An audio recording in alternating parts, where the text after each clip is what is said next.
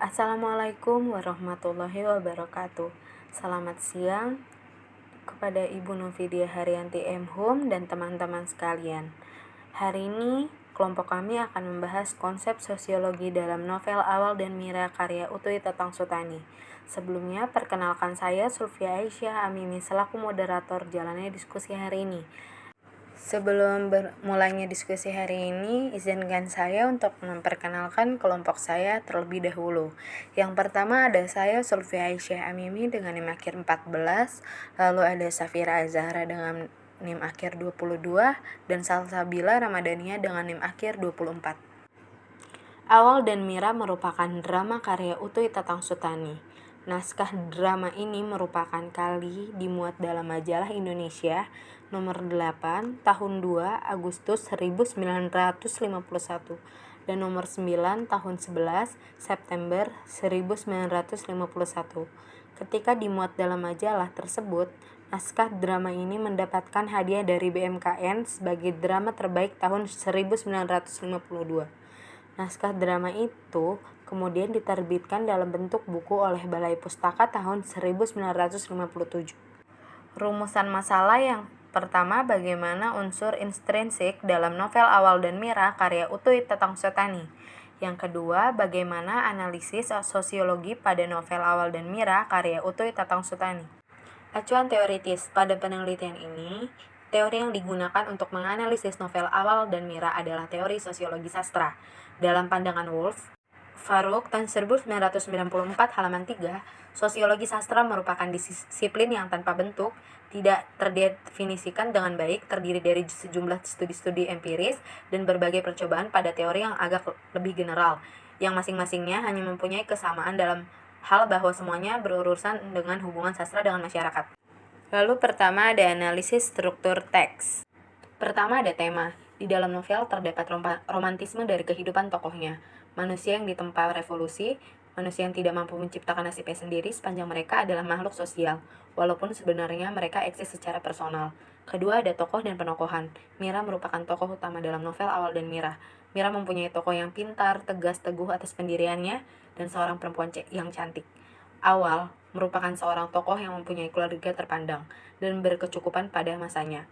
Awal mempunyai sifat yang angkuh, keras kepala, dan pintar. Ibu Mira merupakan tokoh yang sangat lembut, perhatian, dan amanah. Baju biru dan baju putih merupakan tokoh yang kurang sopan, memiliki sifat nyinyir, dan mudah tersinggung. Laki-laki tua mempunyai sifat yang baik dan ramah. Wartawan dan juru potret memiliki sifat yang angkuh dan picik. Anak laki-laki memiliki sifat yang jujur, penurut, dan amanah. Dan ketiga ada plot dan alur. Dalam novel Awal dan Mira menggunakan alur maju. Selanjutnya ada latar. Adapun latar yang terdapat pada novel Awal dan Mira dilihat dari beberapa kutipan. Malam ini pukul 9 lebih, Mira yang cantik asik menyelam di belakang dagangan. Di bawah lampu listrik hanya kelihatan dari dada ke atas. Ibu perempuan yang sudah lanjut ada di luar ruangan kedai. Asik mengatur-ngatur penempatan dagangan dan di depan kedai. Di atas bangku duduk seorang laki-laki masih muda menghadapi gelas kopi di atas meja. Ada di halaman 2. Pada kutipan di atas dijelaskan bahwa latar tempatnya terletak di kedai kopi. Latar waktu menunjukkan malam hari. Selanjutnya ada amanat yang disampaikan pada novel Awal dan Mira, yaitu pentingnya mencintai seseorang dengan tulus, tidak memaksa atau mengharapkan sesuatu yang tidak dapat dilakukan oleh seseorang. Berdamai dengan diri sendiri, percaya dengan diri sendiri, dan hargailah setiap usaha yang dilakukan. Selanjutnya ada pembahasan mengenai analisis novel. Analisis konsep sosiologi dalam naskah drama Awal dan Mira. Realitas objektif dalam naskah drama Awal dan Mira terlihat dari setiap dialog yang terjadi antar tokoh. Setiap tokoh saling berkeluh kesah dan berusaha saling menyadarkan untuk terbebas dari keterkaitan yang masih mereka rasakan. Realitas objektif bergerak dalam ruang lingkup yang luas. Segala aspek kehidupan nyata bisa dijadikan sumber untuk melakukan imajinasi dan interpretasi. Yang pertama ada dialog laki-laki tua. Memang Mira, sebagai orang tua, hidup di zaman sekarang ini, aku pun sering bertanya-tanya, apakah dunia sudah akan kiamat? Di mana-mana terjadi kekacauan, di mana-mana terjadi penggedororan, perampokan, pembunuhan.